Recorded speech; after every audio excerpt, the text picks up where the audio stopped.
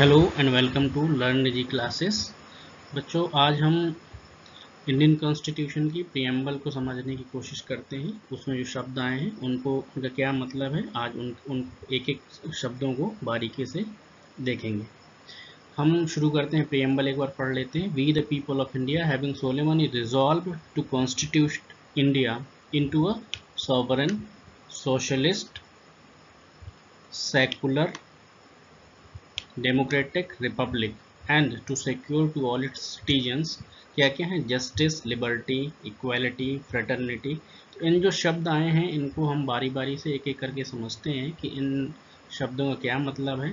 तो आइए सबसे पहले एक नज़र डाल लेते हैं कि अपने कॉन्स्टिट्यूशन में किस तरीके की चीज़ों को रखा गया है। एक ओवरव्यू देखते हैं। डिस्क्रिप्शन में इसका पावर ऑफ सोर्स क्या है, कॉन्स्टिट्यूशन में कहाँ पावर दी गई है, उसका सोर्स क्या है। तो उस सोर्स ऑफ द जो कॉन्स्टिट्यूशन है वो पीपल हैं, यहाँ के लोग हैं। तो सोर्स कौन हो गए, यहाँ के लोग। क्लियर। अब यहाँ पर दो चीज़ें आती हैं। एक तो नेचर इसका कैसा है, नेचर आपको कैसे पता चलेगा। नेचर पता करने के लिए एक तो यहाँ पर सॉवरनिटी चेक करेंगे कि क्या सॉवरन का क्या मतलब है। सोशलिस्ट नेचर है इसका, सेकुलर नेचर है इसका, डेमोक्रेटिक नेचर है इसका, और रिपब्लिक नेचर है, यानी कि प्रभुत्व संपन्नता है, समाजवादी नेचर है, अंतनिरपेक्षता है, लोकतांत्रिक है, और गणराज्य है। संविधान का एम क्या है, क्यों हमारे संविधान को बनाया गया है, और उसमें कौन कौन सी चीज़ें उन्होंने, हमारे जो संविधान निर्माता हैं उन्होंने कौन सी चीज़ें हमारे लिए दी हैं। तो ये उन्होंने हमें जस्टिस दिया है। लिबर्टी किस टाइप की दी है देखेंगे। इक्वालिटी दे रखी है कि इक्वालिटी कौन कौन सी इक्वालिटी होंगी। फ्रेटर्निटी लोगों के बीच में। डिग्निटी ऑफ इंडिविजुअल बहुत इंपॉर्टेंट चीज़ है, डिग्निटी ऑफ इंडिविजुअल। और लास्ट में जो है, जैसे कि हम जानते हैं इंडिया कैसा है, यूनाइटेड नेशन है। यूनाइटेड नेशन का मतलब है कि यूनिटी बहुत अच्छी है इंडिया की। तो unity and integrity of nation, ये हमारा एम पूरा झलकता है। जो कॉन्स्टिट्यूशन की प्रीएम्बल है उसमें वो सारी चीज़ें दे रखी हैं जो हमारे कॉन्स्टिट्यूशन का पार्ट है। तो अब इन्हीं शब्दों को एक एक करके चेक करते हैं कि इनका क्या मतलब है।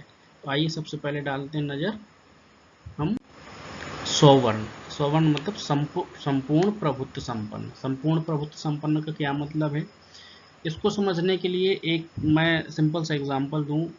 पहले इसको पढ़ लेते हैं। A country has apex power to take the independent decision for his internal and external matters. मतलब एक ऐसा देश जो अपने इंटरनल और एक्सटर्नल मैटर्स को खुद सॉल्व करे, अपने लिए खुद रूल्स बनाए, खुद लॉ बनाए, अपने पीपल यानी अपने सिटीजन्स को वो कितने राइट्स दे रहा है, उनको क्या पावर दे रहा है, कैसा सिस्टम क्रिएट कर रहा है। अगर जिस कंट्री के पास खुद चीज़ें करने की कैपेबिलिटी है वो कंट्री सोवरेन, एक संपूर्ण प्रभुत्व कंट्री होगी। आप पहले देखते होंगे कि जो हमारा जब हम पोस्ट इंडिपेंडेंट प्री इंडिपेंडेंस से पहले थे तो वहाँ पर क्या था कि ब्रिटिश गवर्नमेंट रूल करती थी। ब्रिटिश गवर्नमेंट हमारे लिए क्या करती थी, हमारे लिए रूल ब्रिटिश पार्लियामेंट से पास होके आते थे कि हमको क्या कैसा हमारा सिस्टम होना चाहिए, हमको वो किस किस तरीके की जो है रूलिंग करना है। आप लोग पढ़ते होंगे बहुत समय एक्ट, चार्टर एक्ट आया करते थे। तो हमारे लिए ब्रिटिश गवर्नमेंट बनाती थी। उस समय हम सॉवरेन नहीं थे, इसलिए अपने लिए कानून नहीं बना सकते थे। और इंटरनल और एक्सटर्नल का मतलब है कि हमारे देश के अंदर जो भी ज़रूरतें हैं, हमें जिस टाइप के कानून की ज़रूरतें हैं, हम उन सारे कानूनों को खुद डील करेंगे, खुद बनाएंगे, खुद इम्प्लीमेंट करेंगे। और एक्सटर्नल मैटर्स का मतलब है कि जो भी हमारे एक्सटर्नल जो बाहर के देशों के साथ जो भी मित्रता है, जिस तरीके की ट्रीटीज़ हमें करनी है, जिस तरीके की डील करनी है, चाहे वो डिफरेंट ऑर्गेनाइजेशंस के साथ हमारी जो है हमारा इन्वॉल्वमेंट हो, जैसे यूनाइटेड नेशन है, WHO है, या और बहुत सारे इंस्टीट्यूशंस हैं, उनको हम कैसे करेंगे। वो अगर करने की पावर किसी कंट्री में है, अगर वो सर्वोच्च पावर है किसी कंट्री में, तो वो कह सकते हैं कि वो कंट्री कैसी है, सॉवरेन कंट्री है, संपूर्ण प्रभुत्व कंट्री है, उस पर किसी बाहरी देश का इन्फ्लुएंस नहीं है। क्लियर। तो आइए अब देखते हैं दूसरा टर्म सोशलिस्ट। ये एक बड़ी विचारधारा है सोशलिस्ट।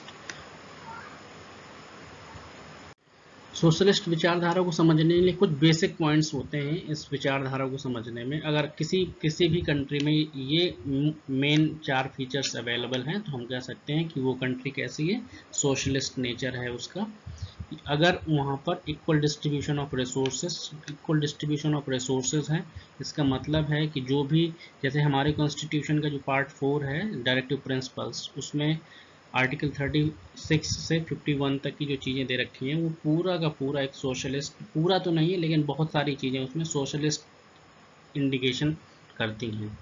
ठीक है, इसका मतलब है कि डिस्ट्रीब्यूशन ऑफ रिसोर्स, ऐसा ना हो कि रिसोर्सेज का कंसंट्रेशन कुछ खास लोगों के लिए हो जाए और जो मेन स्ट्रीम से बाहर लोग हैं वो रिसोर्सेज को यूज़ ही ना कर पाएँ। ठीक है, इसलिए अगर डिस्ट्रीब्यूशन इक्वल, मतलब डिस्ट्रीब्यूशन हो रहा है, नीचे के लोगों तक भी रिसोर्स पहुंच रहे हैं, तो कह सकते हैं कि वो एक सोशलिस्ट नेचर हो सकता है उस कंट्री का। दूसरा सबसे इम्पोर्टेंट, इक्वालिटी। अगर इक्वालिटी हो रही है, जो लोग हाशिए में हैं या जो लोग मेन स्ट्रीम में नहीं आए हैं, अगर उनको लाने की कोशिश की जा रही है, वो तरीके कुछ भी हो सकते हैं। अगर ऐसी इक्वालिटी की चीज़ें वहाँ पर अवेलेबल हैं तो हम कह सकते हैं कि वो भी एक सोशलिस्ट नेचर है। तीसरा, अगर वहाँ की सोसाइटी के लिए कुछ वेलफेयर की स्कीम्स चलाई जा रही हैं, ठीक है, जैसे इंडिया में है, इंडिया में बहुत सारी ऐसी स्कीम्स चल रही हैं जो पुअर्स को हेल्प करती हैं, जैसे जो वृद्ध लोग हैं उनको पेंशन दी जाती है, जो विडो विमेन हैं उनको पेंशन दी जाती है, जो गांव में जैसे मनरेगा एक्ट बना हुआ है तो वो गारंटी देता है कि काम मिलना ही चाहिए, तो वो भी एक वेलफेयर का ही काम है। या और भी जो बच्चों के पोषण से संबंधित हैं, बच्चों के न्यूट्रिशन से लिए, जो प्रेग्नेंट लेडीज़ हैं या जो डिप्राइव्ड लेडीज़ हैं, विमेन हैं, उनके लिए अगर कुछ काम हो रही है, गवर्नमेंट कर रही है, तो वो भी एक सोशल वेलफेयर का काम है और ये भी एक सोशलिस्ट कंट्री होने का या एक विचारधारा होने का सिंबल है। और एक होता है एंड ऑफ एक्सप्लॉयटेशन, यानी अगर वहाँ पर शोषण कम हो रहा है, यानी कि शोषण सामाजिक भी हो सकता है, आर्थिक भी हो सकता है, राजनीतिक भी हो सकता है, तो वो अगर एक्सप्लॉयटेशन कम हो रहा है, ठीक है, तो हम कह सकते हैं कि वो एक सोशलिस्ट कंट्री। अगर इन सभी चीज़ों को हम मिला दें तो अगर ये चीज़ें इन्वॉल्व हैं किसी कंट्री में तो वो एक सोशलिस्ट नेचर कंट्री हो सकता है। और एक और चीज़ होती है जस्टिस। जस्टिस अगर मिल रहा है लोगों को तो हम कह सकते हैं कि कैसा है, वो भी कंट्री एक सोशलिस्ट नेचर की है। तो आइए अब चलते हैं नेक्स्ट जो वर्ड है, क्या, सेकुलर। सेकुलर का हिंदी वर्ड जो प्रियम्बल में दे रखा है वो दे रखा है आपका पंथ निरपेक्ष। और कुछ वर्ड्स हैं ये बाद में जोड़े गए हैं, उनमें से एक वर्ड ये भी है जो बाद में जोड़ा गया है। सेकुलर होने का मतलब है कि सबसे जो इम्पोर्टेंट चीज़ है सेकुलर होने का, state has no religion. State has no religion मतलब स्टेट के कोई भी, गवर्नमेंट का कोई भी रिलीजन नहीं होगा, ये सबसे इम्पोर्टेंट बात है, गवर्नमेंट हैज़ नो रिलीजन। दूसरा, no discrimination among people on the basis of religion, यानी कि रिलीजन के बेस पे लोगों के बीच में किसी भी प्रकार का डिस्क्रिमिनेशन नहीं होगा, वो चाहे किसी भी रिलीजन पे बिलीव करे, फेथ करे, उस पर हमें डिस्क्रिमिनेशन गवर्नमेंट नहीं करेगी और लोग भी नहीं करेंगे आपस में। तीसरा, people have the right of religion, यहाँ पर ये ध्यान रखने वाली बहुत इंपॉर्टेंट चीज़ है कि लोगों का, जो सिटीजन्स हैं, इंडियन सिटीजन्स हैं, उनके पास राइट है और वो फ्री हैं कि वो किस रिलीजन को माने, किस रिलीजन को प्रमोट करें। ठीक है, उनके पास ये राइट, यानी सिटीजन्स के पास राइट है अपने रिलीजन को मानने का, प्रमोट करने का और उसको प्रिजर्व करने का। जबकि गवर्नमेंट के पास सबसे इंपॉर्टेंट चीज़ यही है कि government has no religion. Secular का एक ही मतलब है, गवर्नमेंट हैज़ नो रिलीजन। आजकल आप देखते हैं बहुत सेकुलरिज्म चल रहा है, बहुत सारी जो है कंट्रोवर्सी आती रहती है इस वर्ड में, तो खासकर ध्यान रखिएगा कि इसका गवर्नमेंट मतलब ना गवर्नमेंट किसी को प्रमोट करेगी किसी पर्टिकुलर रिलीजन को, और ना ही डिमोट करेगी, ना किसी पे टैक्स इम्पोज करेगी किसी खास धर्म को बढ़ाने के लिए, और ना ही दूसरे को ख़त्म करने की कोशिश। मतलब वो क्या करेगी गवर्नमेंट इससे थोड़ा सा बाहर दूरी बनाकर रखेगी, तटस्थ रहेगी। सेकुलर का यही मतलब है। क्लियर? आइए अब बात करते हैं डेमोक्रेटिक की। डेमोक्रेटिक का हिंदी मतलब है लोकतांत्रिक। लोकतांत्रिक जैसे ही शब्द आता है तो लोकतंत्र में अब्राहम लिंकन की वो डेफिनेशन याद आती है कि bye the people for the people of the people, जहाँ पर इस टाइप का सिस्टम क्रिएट हुआ है, यानी कि जो भी रूल्स रेगुलेशंस कानून या राइट्स बनाए जा रहे हैं, अगर वो लोगों के लिए और लोगों के द्वारा अगर बनाए जा रहे हैं तो वो कह सकते हैं कि वहाँ डेमोक्रेटिक होगा। हमारे इंडिया में जो भी प्रियम्बल में आपको शुरू में दिखाया था we the people of India, यानी कि जो भी चीज़ की जा रही है तो किसके लिए की जा रही है? लोगों के लिए। We the people of India यानी कि लोगों के लिए की जा रही है। और कैसे की जा रही है? क्योंकि वो जो चीज़ें हो रही हमारे इंडिया में फॉर रिप्रेजेंटेटिव सिस्टम के थ्रू होती हैं। ठीक, तो जो भी रूलिंग में होगा वो कैसे, एक इतने लोग तो एक साथ नहीं रूल कर पाएंगे, तो वो अपने रिप्रेजेंटेटिव भेजते हैं, तो वो क्या करते हैं? वो रूल करते हैं। यानी कि इलेक्शन के थ्रू जो भी गवर्नमेंट के चुनाव होंगे या जो भी लीडर चुन के जाएंगे वो लोगों के लिए होंगे, लोगों के द्वारा चुने हुए होंगे और उनके ही काम करने के लिए होंगे। क्लियर? डेमोक्रेटिक का बहुत छोटा, मैं बहुत ही छोटी चीज़ बता रहा हूँ। आपका पहला चैप्टर जो हम क्लास 9th के बच्चों के लिए आएंगे तो वहाँ पर देखेंगे कि डेमोक्रेटिक क्यों है और उसका क्या मतलब होता है। एक बेसिक बता दूं, दो सिस्टम होते हैं डेमोक्रेटिक के बेसिकली, एक पार्लियामेंट्री सिस्टम और प्रेसिडेंशियल सिस्टम। इंडिया में पार्लियामेंट्री सिस्टम को अडॉप्ट किया गया है और अमेरिका में प्रेसिडेंशियल सिस्टम को अडॉप्ट किया गया है। आगे कभी आएगा जब तो पार्लियामेंट्री सिस्टम क्या होता है और प्रेसिडेंशियल सिस्टम क्या होता है, इसको हम अच्छे से डिस्क्राइब करेंगे। फिर एक शब्द आता है रिपब्लिक।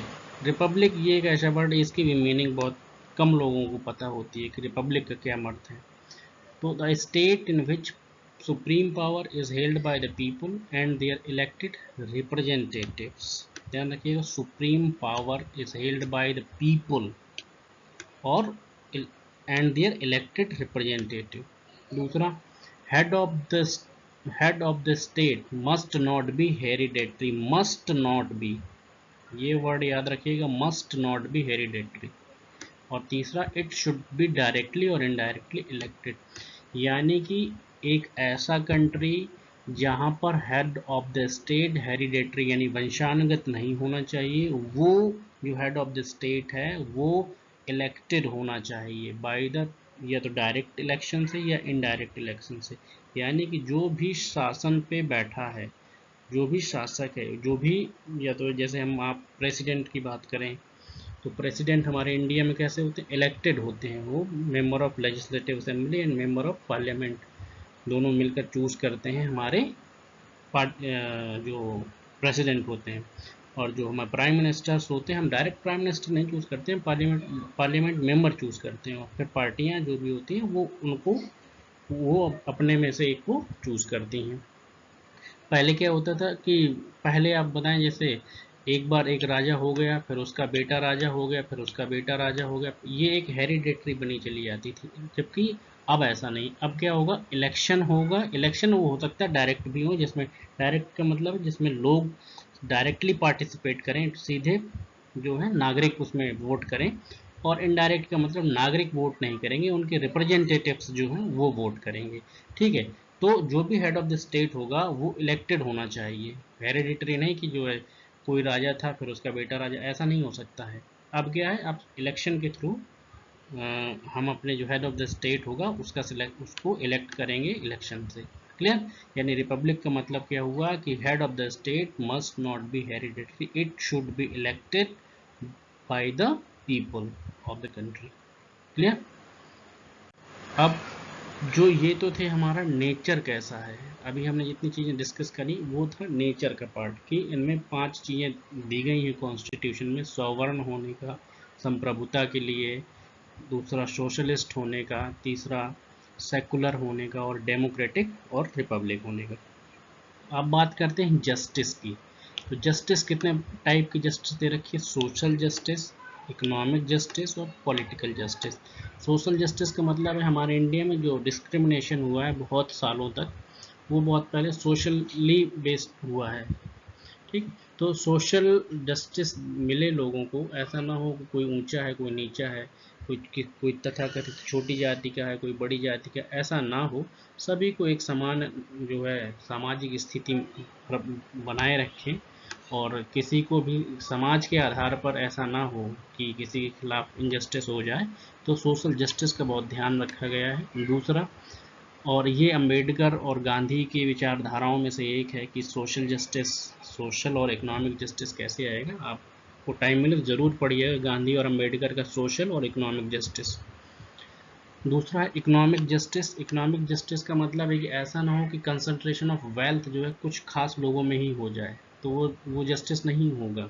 यानी कि डिस्ट्रीब्यूशन ऑफ जो प्रॉपर्टी है या मनी है, मनी पावर है, वो ऐसा हो कि सभी लोगों में लगे कि हाँ कम से कम जो नीचे के लोग हैं उनको भी रिसोर्सेज में पहुँच हो, उनको भी कुछ जो है ऐसा नहीं होना चाहिए कि कुछ ही लोगों पे वेल्थ हो जाए। ठीक है, तो इकोनॉमिक जस्टिस की भी हमारे यहाँ बात की गई है। और तीसरा है पॉलिटिकल जस्टिस, यानी कि राजनीति में, सत्ता में सबका, सबकी पहुँच हो, वहाँ तक सब लोग अपने आप को पहुँच पा रहे हैं कि नहीं पहुँच पा रहे हैं, अगर ये सब चीज़ें हो रही हैं। और संविधान में यही 3 तरीके की जस्टिस दे रखी हैं। इधर याद रखिएगा, इन संविधान में कहीं पर भी रिलीजन या धार्मिक न्याय की बात नहीं है। ठीक है, इसको आप विशेष तौर से याद रखिएगा। सिर्फ तीन तरीके की ही न्याय की बात कर रहा है, सोशल, इकोनॉमिक और पॉलिटिकल। क्लियर। अब दूसरा आता है लिबर्टी। लिबर्टी यानी कि स्वतंत्रताएं कितनी प्रकार की दे रखी हैं। थॉट, आप कुछ भी सोच सकते हैं। ठीक है, कुछ भी आप क्रिएट कर सकते हैं। इस सब की आपको पूरी की पूरी छूट दी गई है संविधान में। ये आपकी प्रस्तावना यानी प्रियम्बर है, उसमें ही लिख दिया गया है। तो आपको सोचना, चिंतन करना, मानसिक या आंतरिक चिंतन जैसा भी हो आप सोच सकते हैं, यानी कि थॉट की लिबर्टी है। दूसरा एक्सप्रेशन, एक्सप्रेशन की लिबर्टी है। आपके अंदर कोई भी विचार आए उसको प्रकट कर सकते हो। एक्सप्रेशन कई तरीके से आप कर सकते हो। आप कोई लेटर लिख सकते हो, किसी को न्यूज़पेपर में लिख सकते हो, आर्टिकल लिख सकते हो। आप ऑडियो वीडियो विजुअल फॉर्म में भी अपना जो आइडिया है उसको एक्सप्रेस कर सकते हो। आप कोई पेंटिंग बना के भी अपने आइडियाज़ या आप जो भी कहना चाहते हो उसको एक्सप्रेस कर सकते हो। और भी तरीके हैं एक्सप्रेशन के, वे ऑफ एक्सप्रेशन, यानी कि उस आपको लिबर्टी दी गई है। लिबर्टी इन सब चीज़ों में, यानी थॉट की हो गई, एक्सप्रेशन की हो गई, बिलीफ की हो गई। बिलीफ में मतलब आप किसी भी विचारधारा पर विश्वास कर सकते हो। ठीक है, विचारधारा का मतलब पॉलिटिकल विचारधारा भी हो सकती है, रिलीजियस विचारधारा भी हो सकती है, कैसे भी हो सकती है। तो वो आप छूट है आपको, ये आपकी फ्रीडम है कि आप किस पर बिलीव कर रहे हो। ठीक है, अब उसके बाद करते हैं फेथ। आप कोई भी सैद्धांतिक रूप से कोई भी रिलीजन स्वीकार कर सकते हो, उस पर फेथ कर सकते हो, उस पर ट्रस्ट कर सकते हो, उसको मान सकते हो, उसको अपना सकते हो, उसको प्रोपेगेट कर सकते हो। ठीक है, आपको कोई भी रिलीजन मानने का पूर्ण फेथ है। और वर्शिप यानी कि उपासना। उपासना का मतलब आप किसी भी धर्म की जिस धर्म को आप मान रहे हो, जिस गॉड को मान रहे हो, आपको उस धर्म के अनुसार वर्शिप करने की छूट है। आप हिंदू रिलीजन में हो तो आपको हिंदू रिलीजन की जो भी जो रिलीजन है उसको कैसे करना है, उसके क्या तरीके हैं, पद्धतियाँ क्या हैं जो हैं। जो आप अगर इस्लाम को मानते हो तो इस्लामिक जो पद्धतियाँ हैं उनको आप कैसे इस्लामिक सिस्टम के अनुसार काम कर सकते हो। चर्च में या और भी जो भी आप रिलीजन मानते हो, आपको पूरी छूट है कि आप उसके हिसाब से वर्शिप कर सकते हैं। तो 5 तरीके की लिबर्टी हैं, थॉट की, एक्सप्रेशन की, बिलीफ की, फेथ की और वर्शिप की। ये याद रखिएगा, ये मनमानी नहीं होनी चाहिए और ऐसा नहीं होना चाहिए किसी को नुकसान हो। ये छूट का मतलब ये नहीं है कि आप किसी को कुछ भी बोल दो, यानी कि ऐसा होना चाहिए कि किसी को ख़राब ना लगे, देश की इंटीग्रिटी और यूनिटी पे कोई फ़र्क ना पड़े। ठीक है, इस बात का विशेष ध्यान होना चाहिए। अब बात करते हैं इक्वालिटी की। तो इक्वालिटी कैसी होनी चाहिए, 2 तरीके की, स्टेटस में इक्वल और अपॉर्चुनिटी में सबको इक्वालिटी के अवसर मिलने चाहिए। ठीक है, यानी कि ऐसा ना हो, स्टेटस ऑफ इक्वालिटी का मतलब है कि आप ऐसा संविधान मानता है, ऐसा हमारे लोग जो जिन्होंने संविधान क्रिएट किया था ऐसा मान रहे थे कि जब भी चीज़ें आगे बढ़ेंगी, यानी कि हमारा कंट्री जो प्रोग्रेस करेगा, तो वो सभी लोग एक पर्टिकुलर स्टेटस को पाएंगे। सभी लोग अपना एक सोशल स्टेटस होगा, उनका इकोनॉमिक स्टेटस होगा, उनका पॉलिटिकल स्टेटस होगा, और सबको अपॉर्चुनिटीज़ मिलेंगी। यानी ऐसी ऐसी इक्वालिटी होगी। अपॉर्चुनिटीज़ का मतलब वो एजुकेशन में हो सकती हैं, वो गवर्नमेंट सर्विसेज में हो सकती हैं। तो सर्विसेज और एजुकेशन में इक्वल अपॉर्चुनिटीज़ का मौका है। और अगर कहीं पर आप गवर्नमेंट को ऐसा लगता है कि किसी पर्टिकुलर वर्ग के साथ कुछ भेदभाव हो रहा है या वो वहाँ तक नहीं पहुँच पा रहे, जैसे महिलाएं हैं, महिलाएं अगर वहाँ तक नहीं पहुँचती हैं तो उनको कुछ खास प्रोविजंस बना के उनको वहाँ तक पहुँचाया जा सकता है। अब फ्रेटर्निटी, फ्रेटर्निटी का मतलब है कैसा? फ्रेटर्निटी बंधुता होनी चाहिए, आपस में भाईचारे के साथ रहना चाहिए। ये जो वर्ड आए हैं फ्रेटर्निटी, बंधुता, ये फ्रांस की क्रांति के वर्ड हैं। और आपकी स्वतंत्रता, समानता और बंधुत्व, ये 3 वर्ड वहाँ से लिए गए हैं। जो फ्रांस की क्रांति है वहाँ के तीनों वर्ड हैं। तो फ्रेटर्निटी में क्या सबसे इम्पोर्टेंट चीज़ याद रखनी है? Individual dignity. बंधुता तभी आएगी जब आप एक दूसरे को रिस्पेक्ट करेंगे, अगर भले ही वो कोई भी हो, छोटा हो बड़ा हो, कोई भी किसी भी कास्ट का हो, किसी भी रिलीजन का हो। तो बंधुता कैसे आएगी, फ्रेटर्निटी कैसे आएगी? जब हम उसके काम को रिस्पेक्ट करेंगे, उसकी, ना कि उसको को कहेंगे कि तुम इस कास्ट के, उस रिलीजन के हो, या छोटे हो बड़े हो कैसे हो। ये नहीं होना चाहिए। इंडिविजुअल डिग्निटी बहुत इंपॉर्टेंट चीज़ है और हमको रिस्पेक्ट करनी चाहिए। दूसरी चीज़ unity and integrity of nation, ये भी बहुत ज़्यादा इम्पॉर्टेंट चीज़ है। यूनिटी, जब अगर हम यूनाइट नहीं रहेंगे तो कोई भी, जैसे पहले के हमारे राजा लड़ते रहे और बाहर बाहर के जो ब्रिटिश गवर्नमेंट है वो आई, उन्होंने हमारे यहाँ एक्वायर कर लिया, धीरे धीरे धीरे धीरे अपना साम्राज्य बढ़ाते गए और एक हमको अपने पूरे जो है उन्होंने यहाँ पर साम्राज्य बना लिया। तो ऐसा नहीं होना चाहिए। ये बहुत इम्पोर्टेंट है कि यूनाइट रहें, एक दूसरे का सहयोग करें। और जब भी देश की ज़रूरत पड़े, देश की ज़रूरत कई चीज़ों से हो सकती है। बॉर्डर पे लोग लड़ते हैं, हम लोग, बहुत लोग अंदर से फाइनेंशियली सपोर्ट करते हैं गवर्नमेंट को टैक्स दे के। तो इंटीग्रिटी रहनी चाहिए, ठीक है। उसमें मतलब कभी भी अगर बाहरी आक्रमण होता है तो उसमें भी हमेशा यूनाइट रहने की रहना चाहिए। ये हमारा कॉन्स्टिट्यूशन हम लोगों को कहता है। अब बात करते हैं कि कब अडॉप्ट किया गया, क्या है इसमें। तो हमारे संविधान को 26 नवंबर 1949 को क्या किया गया? अडॉप्ट किया गया। ये डेट याद रखिएगा, 26 नवंबर 1949 को अडॉप्ट किया है, ठीक, इनएक्ट किया है। और तीसरा, गिव टू आवर सेल्फ, यानी कि खुद ही इसको, जो we the people of India से स्टार्टिंग हुई थी ना, तो we the people of India का मतलब है कि हम लोगों ने ही इसको अडॉप्ट किया है, इसको लागू भी हम ही लोगों ने किया है, और अपने लोगों को ही हम क्या कर रहे हैं? गिव अप कर रहे हैं, दे रहे हैं, सौंप रहे हैं, आगे की पीढ़ियों के लिए सौंप रहे हैं कि जो भी संविधान है जो बनाया है उसकी रक्षा करें। और इन इन जो मूलभूत सिद्धांत हैं, जो बेसिक प्रिंसिपल कॉन्स्टिट्यूशन में दिए हैं, उसको बना कर रखें। क्लियर?